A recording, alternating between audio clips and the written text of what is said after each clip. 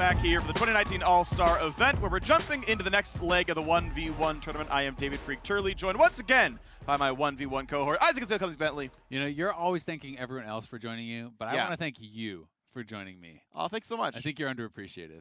I don't think that's true, but And I still appreciate your appreciation. You know, he had some sick dance moves going on earlier, and everyone else missed out. Yeah, if there was like some fat beats going on right now, I'd be dancing again. Oh!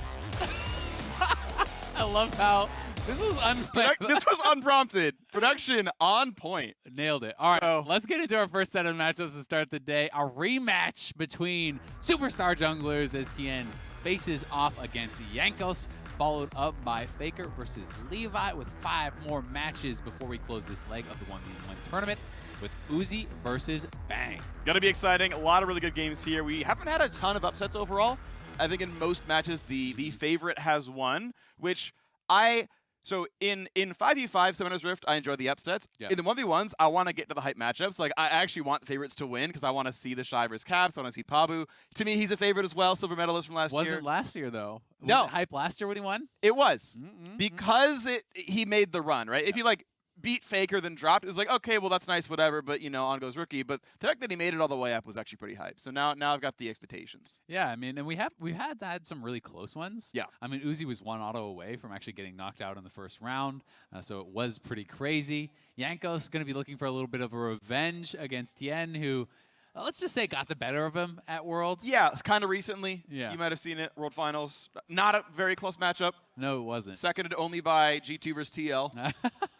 But, you know, Tian has been monstering everyone. In the first round, he already played against another jungler. He slammed Peanut in the Sin mirror. That was not close whatsoever. He was way up in farm. He got 2 kills to 0. So we'll see if Jankos can do any better. And I'm interested to see if it's going to be another kind of agreed-upon mirror match like we have between Tian and Peanut, or if Jankos will try to get the better of him, maybe with a more clever pick. Pike mirror.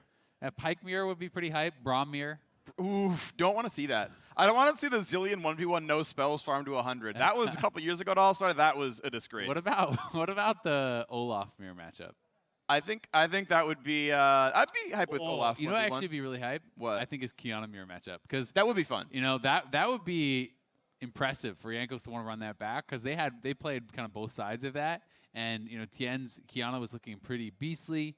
Jankos wasn't having as strong games on Kiana at Worlds, so it'd be pretty cool to see him kind of flexing on it, bring out the Kiana and take down Tian. That'd be exciting. I wonder if probably not is the answer, but I wonder if Kale's not bad in this mode, just because once you go to the final all in, you just self ult and, you know, sit there hoping. It's probably not good. Probably not. I feel like you still just lose most of the all-ins. Until you have like a lot of items. Usually Kale, you're looking at like 2, 3 full items, right? Bad choice. I don't think you'll get enough gold. Perhaps in specific matchups it could work out, but the kind of meta is still developing. I've heard about some secret picks that have been workshopped that we haven't seen pop out yet. So interested to see if we're going to kind of find some new tech coming out as we get further into the tournament. You probably see some. To me, if I'm playing this tournament to win the whole thing, and I know I'm like one of the better players, and I feel like pretty safe in my first matchup or 2, I pick like my 4th best champion, and I don't ban like the number 1 and 2 if I think it's hidden. And I'm just like, all right, well, I showed you Nocturne, but that's not really the champ that I want. I showed you Echo, but that's not really the champ. And then you get to the finals, and you're like, by the way, it was Kale after all, or whatever, right? I don't think it's actually Kale, but yeah, I would hold off on the picks. That requires a lot of confidence. Yes, it does. You have to be really confident that you're going to win no matter what, because we have seen some people just be kind of straight up trumped by what felt like the pick, right? When we watched Ornn versus Rumble, that felt so impossible for Rumble. When we watched Olaf versus Vel'Koz, it didn't feel like there was any way Jankos was going to lose. Jankos back on a bruiser here.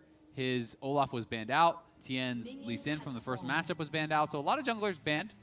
This is going to be Snowloft Ignite on the Darius, playing Conqueror. I think if you hit that snowball, you should be winning these all-ins. You just take the first fight right away. Yeah. Auto W, auto. Exactly. Snowball also reveals stealth. So it should reveal through the Shroud. I believe so. I'm quite certain it does. Great. Unless this is programmed differently. So that is going to make it even more tough for Tian. Okay, there's the kite back, and now that Snowball's been used to follow through after the E, then the Shroud gets burnt. That's kind of the cooldown trade you're looking for, right? Is she's going to disengage with a shuriken flip. Mark is going to follow through with the dash, and that means now she can turn invisible and only get hit by a Q anymore. Yeah, you would have to kind of leave it on and not actually activate it, because that does remove the kind of detection that is attached to it. Yep. at least as far as I understand that spell. Something that we did get to learn about yesterday, we were talking to Sheepy, we got to see it in action when Jankos did play the Conqueror Olaf, is with Snowball, when you throw the Snowball and you hit someone, you get 2 stacks of Conqueror, and then when you activate it, you get another 2. Yep.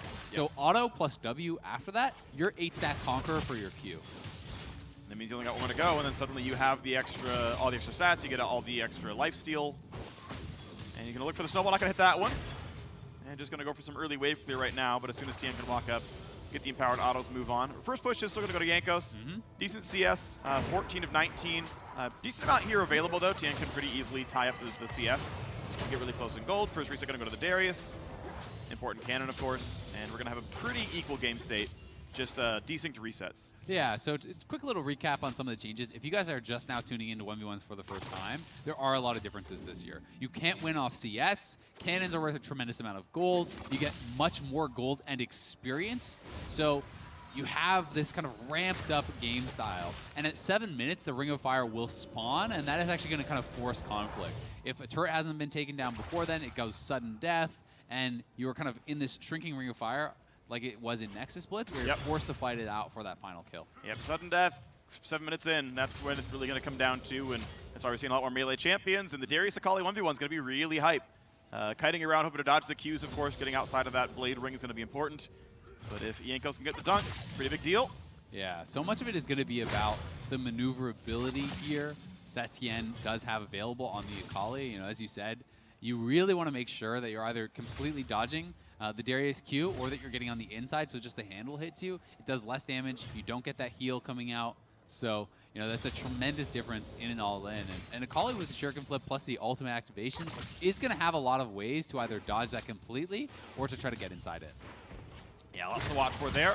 Nice Q and gets out of turret range as well. That's always really important to look for is, can you time your harass in between turret shots such that it can't acquire and fire where you drop back out of range? Well done there by Jankos. Does still have the CS lead.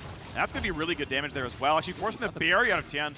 Missing the Snowball. It wasn't really going to matter. He wasn't going to follow under the turret or anything, but that's still a good chunk of damage. Yeah. Oh, Tian missed the cannon. That's actually a pretty big deal. Ooh, oh, he's looking for the all-in. But there's no barrier on the Akali. Keep in mind. And so the dunk is, oh my! Yeah, not even gonna burn down. No, he's got it. I think he's got it. Yeah, he's alive. He's gonna survive it just barely. Tian finding the opportunity, picks up the first kill, and remember, it is 2 kills to actually win pre-sudden death. So Tian does need 1 more. Jankos is still gonna have an opportunity here, but you know we have seen players get.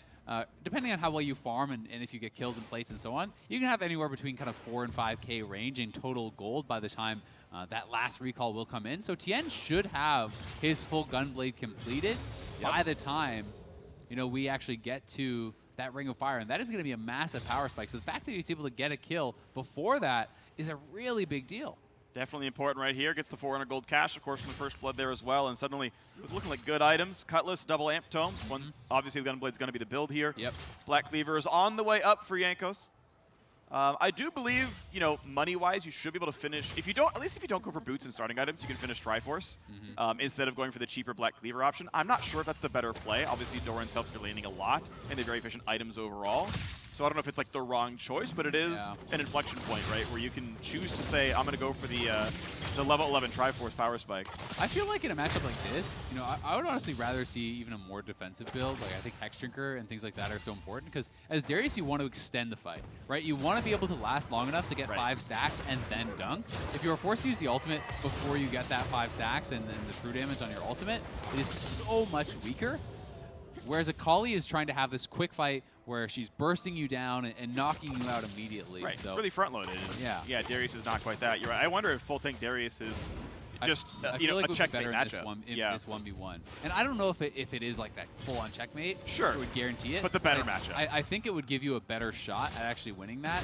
Something like even just Cowl, Hex Drinker, these types of builds where you go very, very tanky to just be able to survive long enough to full stack, get your Conqueror up, get 5 stacks, and try to knock them down.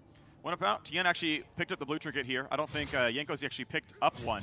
Okay. I think back to one of the 1v1s a while ago where Pablo had to like flash into the brush to chase down Heimer. And it's like, oh, actually blue trinket would help you, chase that one out. So yeah, that's worth really noting. Interesting. A lot of players are going trinkets. In the previous 1v1 for All-Stars, it was always you could only go sweeper. There was no blue trinket, if I'm recalling correctly. So maybe players aren't just even knowing. And it's actually pretty smart. We see a Potion of Wrath picked up there. So that Elixir is very, very gold efficient. It's much more than 500 gold with the stats, generally speaking. So should be pretty powerful for the potential 1v1. And players will have one final chance to recall here if they want to. The Ring of Fire going to spawn in about 20 seconds. Once that countdown ends, it's not best of 3 kills anymore. It's simply first kill wins. And so the lead that Tian got was simply one of XP and gold. That kill itself won't mean anything for the end game state.